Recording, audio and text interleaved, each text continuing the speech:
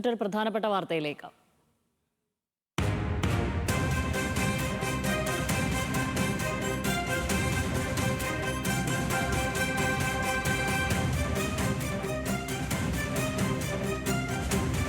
നടി ലക്ഷ്മിപ്രിയയ്ക്കും തൃപ്പൂണിത്തുറ SIക്കുമെതിരായ കേസിൽ അൻസിബ ഹസൻ കോടതിയിൽ ഹാജരായി. ഇരുവർക്കുമെതിരെ മൊഴി നൽകാൻ തൃപ്പൂണിത്തുറ ജുഡീഷ്യൽ 1ാം ക്ലാസ് മജിസ്ട്രേറ്റ് കോടതിയിലാണ് ഹാജരായത്.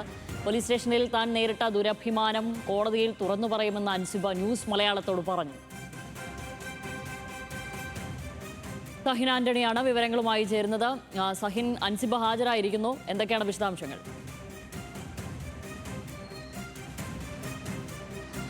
ഷാമിലി, അല്പനേരം മുൻപാണ് അൻസിബ തൃപ്പൂണിത്തുറ ജുഡീഷ്യൽ 1ാം ക്ലാസ് മജിസ്ട്രേറ്റ് കോടതിയിൽ ഹാജരായിരിക്കുന്നത്. നടി ലക്ഷ്മിപ്രിയയ്ക്കും ഒപ്പം തന്നെ തൃപ്പൂണിത്തുറ ഹിൽ പാലസ് SI രേഷ്മയ്ക്കുമെതിരെ അൻസിബ പരാതി നൽകിയിരുന്നു. ഈ പരാതി പോലീസ് കേസെടുത്തില്ല. തുടർന്നാണ് അൻസിബ കോടതിയെ സമീപിച്ചത്. ഇന്ന് അൻസിബയുടെ മൊഴിയെടുക്കുന്നതിനായി കോടതി വിളിച്ചു വരുത്തിയിട്ടുണ്ട്. അല്പനേരം മുൻപ് അൻസിബ കോടതിയിലെത്തി. താൻ നേരിടേണ്ടി വന്ന ദുരനുഭവങ്ങളെക്കുറിച്ച് കോടതിയിൽ കൃത്യമായി തന്നെ പറയുമെന്നാണ് അൻസിബ കോടതിയിൽ കയറുന്നതിന് മുൻപ് ന്യൂസ് മലയാളത്തോട് പറഞ്ഞത്. അൻസിബ അഭിഭാഷകനോടൊപ്പമാണ് കോടതിയിലെത്തിയത്. എന്തായാലും നമുക്കറിയാവുന്നതുപോലെ തന്നെ ലക്ഷ്മിപ്രിയയും അൻസിബയും തമ്മിലുള്ള തർക്കം പിന്നീട് പോലീസ് സ്റ്റേഷനിലേക്ക് പരാതിയായി എത്തിയിരുന്നു. ആ പരാതി പിന്നീട് പോലീസ് പരിഗണിച്ചെങ്കിലും കേസെടുക്കാൻ തയ്യാറായില്ല. ഇതോടെയാണ് അൻസിബ കോടതിയെ സമീപിച്ചത്. ഇപ്പോൾ അല്പനേരം മുൻപാണ് കോടതിയിൽ അവരെത്തി. അവരുടെ മൊഴിയെടുപ്പ് ഉടൻ തന്നെ ആരംഭിക്കുമെന്നാണ് മനസ്സിലാക്കാൻ കഴിയുന്നത്. ശാമിലി, ശരി സഹിൻ, ഇപ്പോൾ അൻസിബ ന്യൂസ് മലയാളത്തോട് പ്രതികരിച്ചിരുന്നു, അതിലേക്ക്.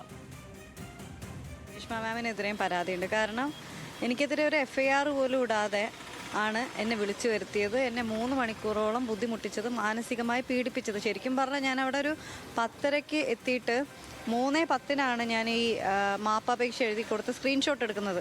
അപ്പോൾ ശരിക്കും നോക്കുകയാണെങ്കിൽ 3 മണിക്കൂറുമല്ല, ഒരുപാട് നേരം, അതിനേക്കാൾ കൂടുതൽ എന്ന് പറയേണ്ടി വരും. പക്ഷെ ഞാൻ കൃത്യമായിട്ട് എന്നെ ബുദ്ധിമുട്ടിച്ച സമയങ്ങളാണ് ഞാൻ പറഞ്ഞിട്ടുള്ളത്.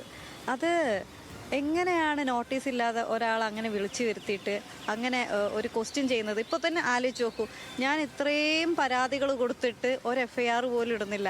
അക്നോളജ്മെൻറ്റ് തരാൻ പോലും ആഭ്യന്തരമന്ത്രി വിളിച്ച് പറയേണ്ട അവസ്ഥയാണ് ഞാനൊരു പരാതി കൊടുത്തിട്ട്.